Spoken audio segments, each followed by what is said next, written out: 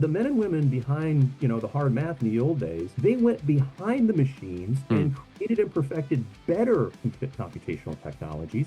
Once their minds and abilities were freed up and their creative juices could flow to do different things, and those people are the ones that gave us the personal computing revolution in this country. And this is why America stands at the forefront of this particular technology sector, because we allowed that disruptive change to happen, right? Yep. We've had stories like this in the 80s. Remember when Yeah. we had a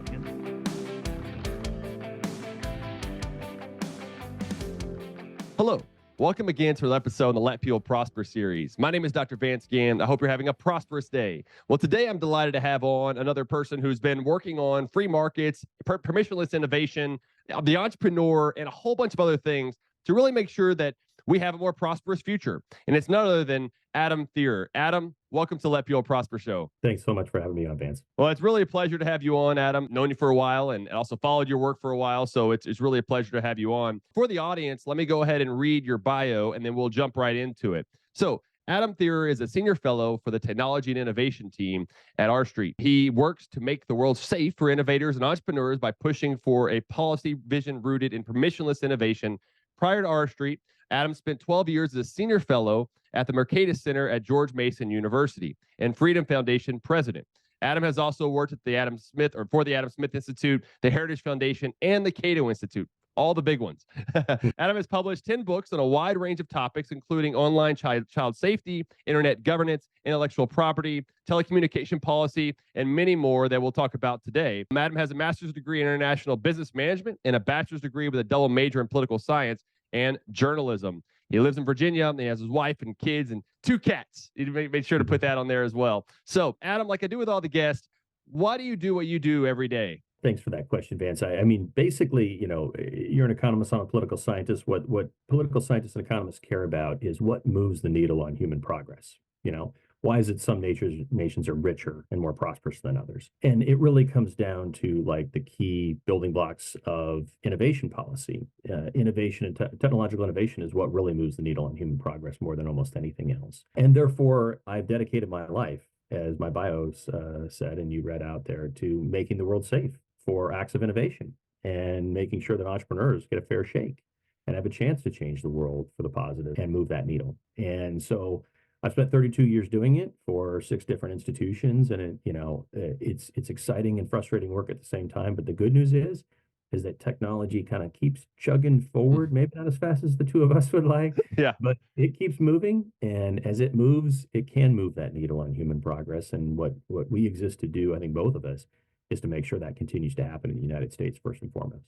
Yeah, no, I love that. And what was there a particular tipping point for you, Adam, that really got you interested in this space? Well, it was ironic because back in the early 1990s, I was going to be a trade policy guy. Really? This was the time of NAFTA and GATT, and the WTO was being formulated. I was working at the Heritage Foundation at the time, and I was one of many trade analysts. I was working under actually one of your previous guests, Dan Mitchell. Yeah. And I was working with Scott Hodge and a lot of other people who have gone on to great things. And we had a great economics team at Heritage doing trade. But one day my boss asked me, and it's a true story, Adam, what do you want to do when you grow up? Kind of at all of 22 years of age. I'm like, well, I'm studying to be a trade analyst. I'm getting my MBA with trade theory applications. So, I'm going to be a trade policy officer. It's like, oh, we have way too many people doing that right now. What else would you be interested in? I was like, that would have been a nice thing for me to know before I started a degree in the topic. Yeah. But I actually literally asked him this question when he said, like, what else are you interested in? I said, have you ever heard of this thing called the internet? This was 1993. And he said, no, I haven't. What is it? And I explained it to him, and he's like, that sounds like it's going to be a stupid fad, but if you want to try it, go ahead and dabble in that. I was like, okay. And so I petitioned to be the very first person at Heritage Foundation in 1993 to get a connection to this thing called the internet. And I was denied. I was actually denied because somebody said, like, what do we need this for? This is silly. But I petitioned again and made my case, and I was off and running. Huh. And so it was a moment where I realized there was a policy space, a void to be filled. And I did a little entrepreneurial thing myself. I said, I'm going to go into this and really go full bore because this sounds like it could be exciting. This could really help fuel America's dynamic, innovative engine for the next generation to be another technological revolution. And probably the only time in my life I was right about anything was that moment. Like I did kind of stumbled into it, right place at the, right time. And the rest is history. And it's been great history for the United States in terms of our economic capacity as our nation. And becoming a global leader in a whole new space of personal computing, digital technologies, and hopefully now artificial intelligence. Yeah. Wow. So you were on the front lines as it was going on and getting rejected at the same time. And, one of the things I've talked about, Adam, is that in this system of capitalism that we have, allowing for competition, we talk a lot about success. There's got to be failure along the way. And you've named one here. I've had a lot of failure in my life, Adam. We don't even have enough time to go through it all, but we learn from those failures and we can press forward. And so I loved your motivation and your determination to get to where you are today, because we don't always see that. I think that is, like you said, that is an entrepreneurial spirit that allows for you to have that insight and opportunity to keep pressing forward. And in your path to doing this, I wonder how much pushback you got about regulation. I want to get into permissionless innovation and things of that nature. And sometimes when we have these new ideas like the internet, you probably hit a lot of hurdles of having the government step in the way, or wanting government to step in the way by many people that are out there. How did you overcome some of those obstacles? Well, I'm really glad you brought up the concept of the importance of failure. This is something that's completely underappreciated. If I have a broad-based sort of theory of change or prosperity, it's that trial and error moves the world. Yeah. That it's only through constant trial and error experimentation, trying new and different things, and failing and learning from the failures that we get prosperity. Yes. Thomas Edison once famously said, when being ridiculed by a journalist, he said, like, the journalist said, like, how many times have you failed to make the light bulb? He said, like, 10,000 times. And Edison corrected him and says, like, I've not failed 10,000 times. I have succeeded in figuring out what doesn't work so that I'm going to succeed eventually in making this thing work. And sure enough, he did. There was, the light bulb was born after a lot of failures and experiments. But this is the secret sauce of American prosperity relative to other nations. We have our problems as a nation for sure. But the reality is this: our nation has always allowed for more trial and error experiments than other nations. You just don't see this in Europe. You don't see it in many Asian cultures and some foreign cultures. Failure is treated with great shame. Here, our entrepreneurs take the attitude like, well, I learned from that. And, they kind of laugh it off like, yeah, it's unfortunate. But, now look what I'm doing now. This is really more interesting. And I've learned from my mistakes. And so, I've applied this in my own personal life to learn from my mistakes and move on and prosper. Yeah. But I think we as a nation and our entrepreneurial class, this is the key. This is what makes it work. And this is why permissionless innovation is important, because we have to be willing to give entrepreneurs and the nation as a whole a chance to learn through that process. Yeah. I even wrote a book chapter once called What We Can Learn from Failure and why it's important. And I really think this is the secret to everything. Yeah, no, it's great points there. I thought about one of my books one day. It will have failure in the title somewhere, because I totally agree with you that we do have these moments. Let's get into some of the permissionless innovation. I mean, it's a great book. Been out for a little while now. I had the chance to read it. I've actually read it twice and learn and try to digest so much good stuff that's in there, because I think it's often overlooked, and it's something that I think is so important, to your point about failing, overcoming obstacles, and because it seems like we need permission often to innovate and move forward. But how do you like to describe it? Where do you like to start with permissionless innovation? Yeah, thank you, Vance. Well, basically, as I'd studied technology policy through the years, I came to realize that two general paradigms sort of governed all different technologies and sectors. That there was essentially a governance moment, if you will, for every single sector of technology. And you faced a question, what I call the permission question, at the outset of any new technological revolution, which was like, are you going to have to receive somebody's prior blessing before you can go out and engage in trial and error experiment and innovate and be entrepreneurial? And so there are two general answers to that question, the permission question. One is already got a name and had a name for a long time. It's the precautionary principle. And the precautionary principle basically is rooted in the idea of better be safe than sorry. Let's not rock the boat. Let's essentially treat innovators and entrepreneurs as guilty until proven innocent and say, hey, careful there. Let's not advance this until you come and get our blessing and do any of that trial and error experimenting. And that came out of the field of like environmental law and is well known. And it results in a lot of very heavy-handed top-down command and control sort of regulations and permission slips. And that really restricts prosperity in a huge way. Yeah. We really didn't have a good name for the antithesis of the precautionary principle, the opposite sort of like paradigm. And so I said, well, what about the idea of permissionless innovation? Because I didn't coin this term. It's been floating around out there. Nobody knows who coins this term. It's kind of interesting.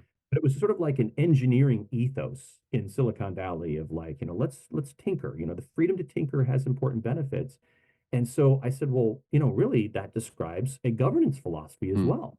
You could describe the antithesis of the precautionary principle as permissionless innovation, the idea that you are treated as innocent until proven guilty, and that you don't need a prior blessing or permission slip to go out and be entrepreneurial and innovative. Now, of course, there's a lot of different governance schemes in between the poles of permissionless innovation, the precautionary principle, but it's a really important moment in every single sector that comes along or new technology that we ask ourselves, where should we try to align ourselves to which pole? Hmm. And we're facing this moment today with new advanced computational and algorithmic technologies. And the question is, do we put AI in the sort of old innovation cage that we have other past technologies, or do we allow it to be born free and allow computational and algorithmic innovators to go out and do bold new things without always having to get that prior blessing and permission slip? Yeah, yeah. And with permissionless innovation, do you feel like that is a more libertarian, kind of the political side of things, is it more libertarian, more conservative, or is it just more of a way to a construct, a framework with which we look at the world and how things are going to open up and come about in the future to have the most prosperous future possible? That's right. It's really about innovation culture, and Yeah, it should be very bipartisan. In fact, yeah.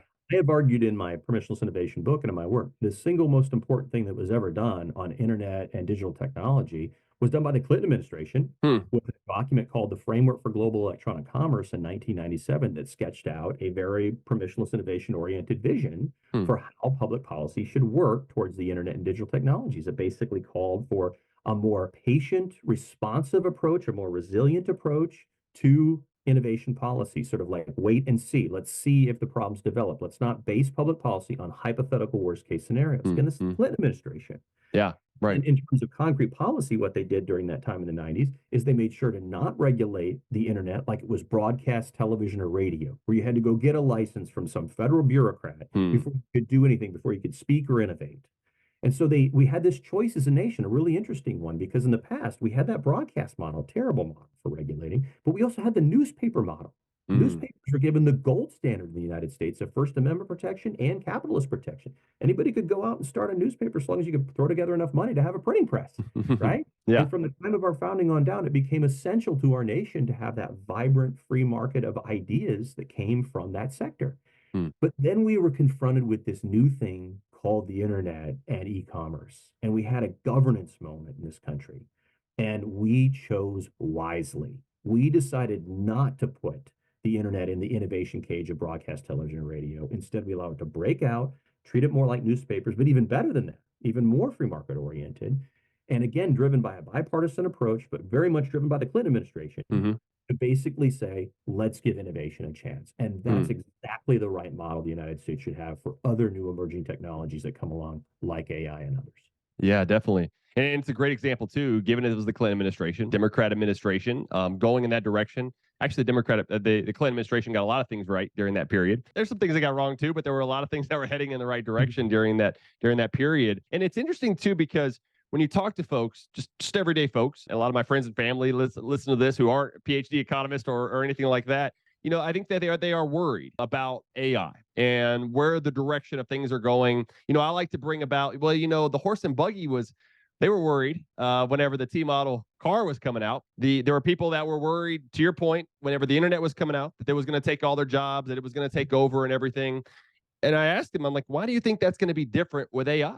And they're like, well, AI seems smarter, that there seems to be something else about this artificial intelligence that is going to build on itself and it could take over our jobs and everything that we're doing. But I wonder what you say to some of those folks who think along those lines. Yeah, well, it's a good question. And unfortunately, there's a lot of different concerns people have about AI, everything from like the jobs question, which is the classic, the oldest, Mm-hmm. but then there's newer ones like existential risk, like Terminator scenarios. Mm-hmm. Then there's other concerns about discrimination and bias, and there's concerns about, you could go on down the list. There's a litany of ones about AI because it's such a broad-based general purpose and dual use technology. Let's just talk about jobs for a second, because I know Yeah. a lot of your listeners care about that and the economics of employment and labor markets.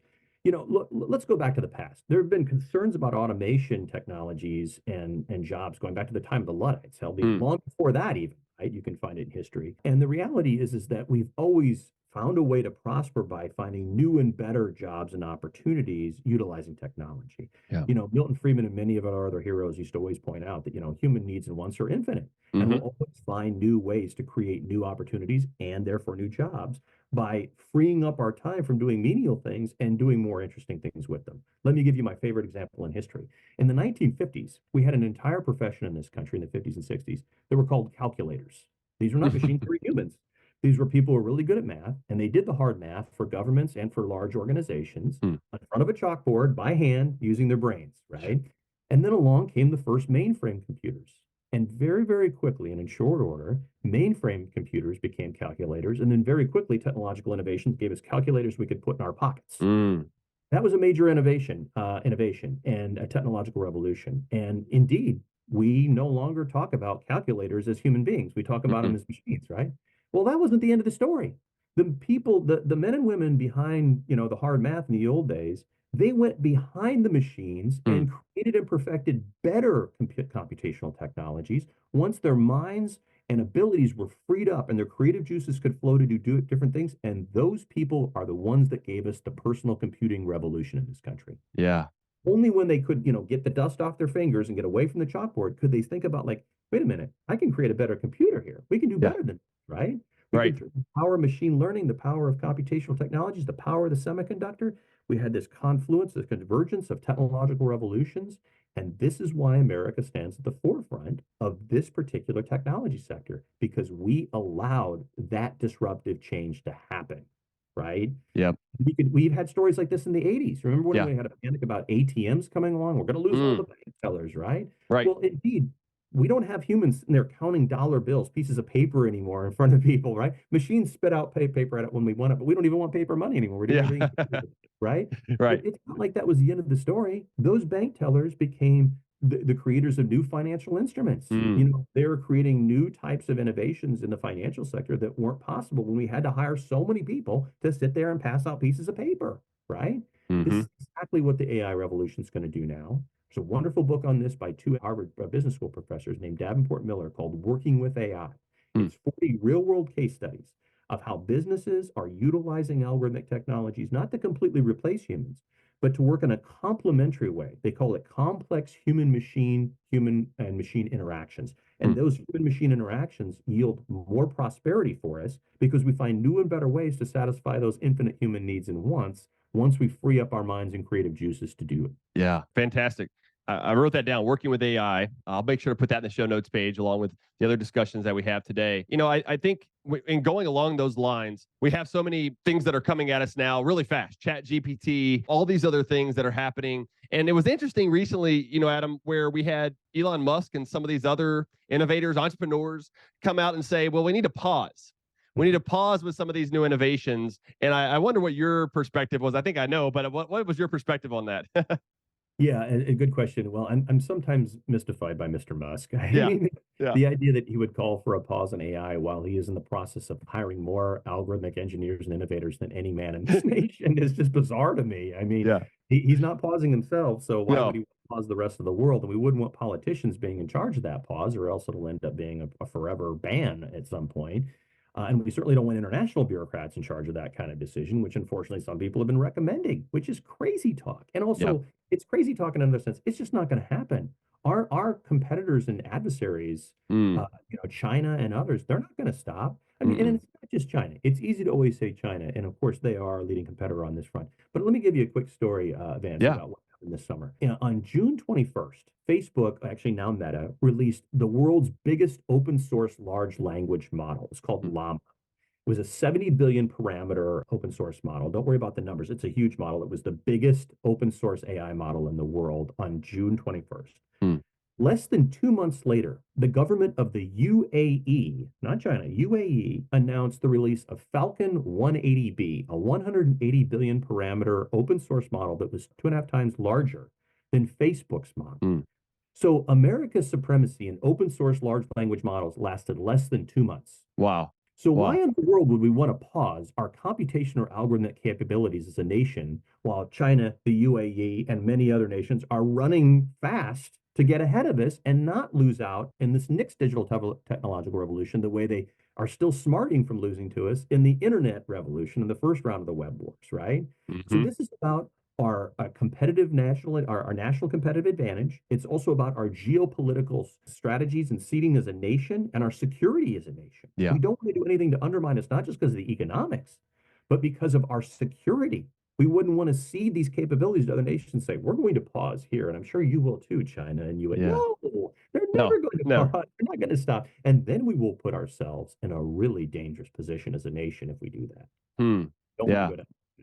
Yeah, great point there. And that goes back to kind of what you talked about a little bit of it, like maybe your calling was more about keeping people safe, Yeah. right? So there is this underlying thing there of keeping people safe. It's not that you want to have permissionless innovation where all these AI things are going to go out there and take us over, but it's more about the competition that comes about. I mean, one of the things that I thought about, Adam, is what happens if there is this Terminator? Well, if you don't have competition, we don't have the Iron Man or whatever it is that can compete against the Terminator in the process. You would want competition to be out there. And I think you're right. I think you're right that we're going to have new jobs that are going to come out over time. It was just like the kiosk at McDonald's. You know, Mhm. whenever you go to the kiosk now, but that then allows some of the staff to do. It's not like that they cut a lot of jobs there. There's still people that are working there. It's just that they Absolutely. move and do different things. There are some places, even in Fort Worth, Texas, where there is a McDonald's that there's no employees. It's all run by AI and different machines and things of that nature. But that's a process of rising costs and making it more cheaper to have capital over labor. So those are all economic and policy things that are going on as well. But it's not something to be feared of. It allows us to have more things to do and become more Absolutely. productive and have more leisure time in the process. I mean, not all of us love our jobs. I love my job. You probably love your job, but we don't always just want to work. We do want time with our families, with our kids, and entertainment and other things that are out there. And that's something that AI has done so much to help us with and the internet and everything else. I mean, we wouldn't be doing this on Zoom today without these sort of innovations. And there's so many who want to fight back. A recent one, Adam, has been President Biden has put out this executive order on AI and some new regulations through that. And I wonder what your thoughts are on that recent EO. Yeah, I'm troubled that Joe Biden has taken a very dour and dystopian approach towards AI, and he had a so-called AI Bill of Rights that came out last year at this time that was just dripping with dystopian dread off of every page that could have been pulled from like the plots of like sci-fi movies and stuff. And it was just terrible. And basically he was saying that like we're just going to have nothing but harms, that there's Mm, nothing but dangers, and therefore we need a precautionary principle approach to AI. And then out comes a 111-page executive order, and just 111-page executive order on its own, we should be concerned about that. right. Right? We Yeah. shouldn't have a king dictating to it through executive order how to run technology policy in this country. But unfortunately, in the absence of Congress and the sort of dysfunctionalism we see in Congress on tech policy, it frees up Joe Biden to do whatever he wants. Mm, And so this is extraordinarily dangerous because, I mean, President Biden has taken an approach to many different things in our economy, but in particular to technology that is very, very backwards yeah. and extraordinarily troubling. There is a provision. There are so many bad provisions. Let me just give you one that I know your Yeah. audience is interested in. It involves basically empowering the Department of Labor to work directly with unions to oversee automation processes in the workplace, like Wow. from a committee or a study. This is pulled from a horrific idea that Bill de Blasio had when he was running, Mm, former New York Mayor Bill de mm-hmm. Blasio. It was basically he would create a federal automation agency that would oversee all workplace like automation decisions. Can you even imagine this? And then like marry this up with the idea that Bernie Sanders has like robot taxes. Like we're Yep. going to tax any automation activity and like feed the money back to like unions to like do something. I mean, that's crazy. That truly is like neo-Ludditism come to Mm-hmm. life. And so Joe Biden hasn't gone quite that far yet, but he's walking down this path of essentially preserving the status quo. And if I had to identify like the biggest threat in the field of Yeah. technology innovation and economic growth more generally, it's preservation of the status quo. It's Mm, people and institutions that exist to hold on to whatever they have and they don't want to change, right? And I get it. Sometimes this is based on a concern about like, well, what's my job going to be in the future? There was a mm, time when I was growing up, my dad worked in the steel industry. I grew up in Gary, Indiana, for God's sakes. Not a yeah. good place to grow up, I'll tell you. And basically there, people had jobs 30, 40 years, and they're like, well, that's where we're going to work our whole lives and we'll get a pension and we'll be done. Well, that's not the world we live in anymore. No. And I understand that sort of disruption is uncomfortable for many people. But it also had that world had some costs and consequences. And it, as you just pointed out, Vance, it didn't give us a chance to look into new and better and maybe safer jobs, right? No.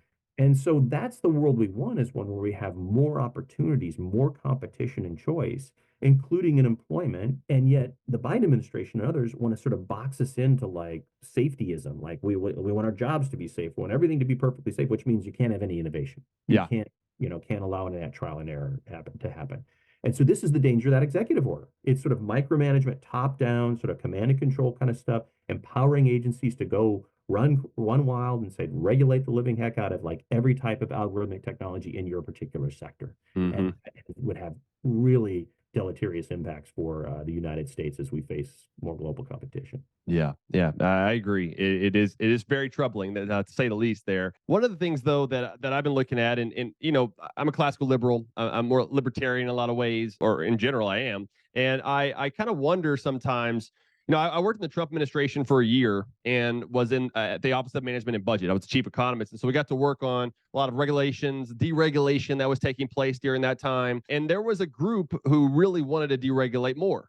Now Mhm. we've seen some EOs that happened. I think were heading us in the right direction. That was all just taken away, because this is the problem with EOs, right? Is that the next president who doesn't like it can come in and take those away, which Biden did. But I'm a little concerned by some of those on the right, conservatives, who seem to want to preserve what we're in today. That don't want the innovations to take place, that want more regulations of social media in particular. I think it's been the big one. But there are other ways that happens, or that they're pushing for. And I wonder if you share some of those concerns from the left and from the right, or not. Well, I am very sad about this. I mean, you pointed out at the beginning in my bio. I mean, I spent 10 years at the Heritage Foundation and Yeah. helped establish their program on innovation and technology policy. And I mean, they and other institutions have turned a corner, and I think are advocating for more intervention and regulation that at times has them sounding and looking more like the Biden administration than the Reagan administration, and that's Yeah. really troubling to me. I would like to think that they could go back to basic principles and Mm. understand that there's a benefit associated with allowing free minds and free markets to work their magic and to prosper through that sort of a process, as opposed to government dictating what to do in any particular day and issue. And I think the problem here is that a lot of conservatives are just really, really pissed at large tech companies. I Yeah. really think this is the root of so much of this. I get it. I mean, large tech companies have often been dominated by people on the left and Mm. advocated some crazy things. Look, there are no purists in the world of capitalism. I wish there were, but Yeah. sometimes the worst capitalists are capitalists themselves. Yeah. They just don't really believe in freedom. They believe in freedom for me, but not for thee. Mm. Fortunately, sometimes that's had blowback politically when some people, especially on the right, view, these technology companies as dominating, talk, and then like discouraging their particular outputs or, perspectives. Sometimes that's been true, but even if it was true, the two wrongs don't make a right. And Right. we shouldn't adopt a regulatory policy for a nation for all new emerging tech based on the idea of like payback. Yeah. Like, let's get vengeance on this bad tech company X or Y or Z. That has enormously dangerous ramifications for our nation and for many other, types of competitors we want to Yeah. come along, right? The answer for free market conservatives is to let a thousand flowers bloom and to adopt the approach that Ronald Reagan articulated when he was vetoing the Fairness Doctrine in 1987, Mm. specifically addressed these concerns from some conservatives who said, like, we never get a fair shake from the media of the day. Back then it was like ABC, CBS, NBC. Yeah. And it's true, they didn't. Yeah. But he said their answer is not more bureaucracy or more regulation. It's more competition and more innovation. Yeah. That's how we get it. And you know what? A few years after that, Rush Limbaugh came along. A few Yeah. years after that, cable news network came Yeah. along. A few years after that, the internet came along. And all of a sudden, we went from being in a world of information poverty and scarcity to a world of information abundance, Mm. right? And now President Trump, he rode digital technologies all the way to the White House. Yep. He Yep. disintermediated the old guard, right? And I'm always reminding my conservative friends, like, look, why would you want to now turn the regulatory apparatus on that and say, like, we're going to have government dictate like all the outcomes in the future? You're not going to win that battle. No. You're going to lose that battle miserably, right? You're going to get Biden's, disinformation board at DHS. Remember that debate, Mm-hmm. right? I Mm-hmm. mean, how do you think liberals at the Biden DHS are going to, define disinformation. Right. Oh man, I don't It want to isn't imagine going to be it. the way anybody on Fox News wants it to be. Yeah, that's right.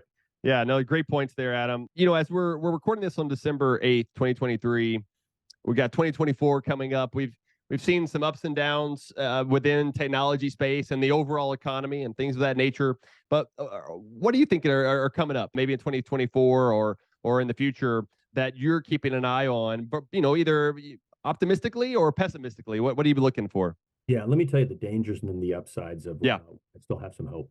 There is a real danger that, we talk about all the bad things Congress can do, but sometimes Congress does important things. If nothing else, they set sort of a policy framework or a vision for a nation. Again, they did it for the internet Mm-hmm. with the White House, and we came up with a very good, mostly hands-off vision for the internet and digital technologies. The danger is today is that Congress has become so incredibly dysfunctional, so Yeah. slow, so unresponsive, that it's ceding all the ground to two different sets of other regulators at the international level, people in Mm. the EU and other nations, and then at the state and local level to state and local regulators, but especially to California. And Mm. that's a disaster. And so we're getting, innovators in the United States in the digital space run the risk of getting squeezed between the so-called Brussels effect of EU regulation and the so-called California effect of state and local regulation. That is a disaster for a nation. We need the free flow of interstate commerce and technological innovation to be happening free of like all that meddling at the international or the local level. So I would love to see Congress act to sort of preempt some of that or come up with a vision that defends innovators and economic growth. But unfortunately, I'm not sure we get it. Yeah. Now, how in that world can I have some hope?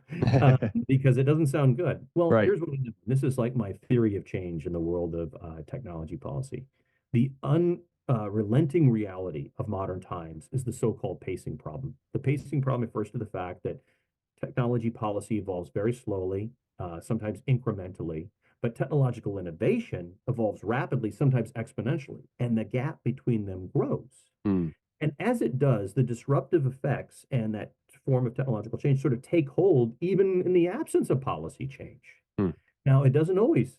Sometimes the law comes in with a sledgehammer and you have a bad moment where everything's derailed. But you think about the example of like the sharing economy. I mean, that came along in 2010, but prior to that, for 6, 7 decades, economists had worked actively and in a nonpartisan way to prove that like taxi cab regulation and other rules like that were horribly anti-consumer and Mm. hurt consumer welfare, and they should go. Everybody agreed with this. Even the Yeah. Federal Trade Commission agreed Yeah. with it.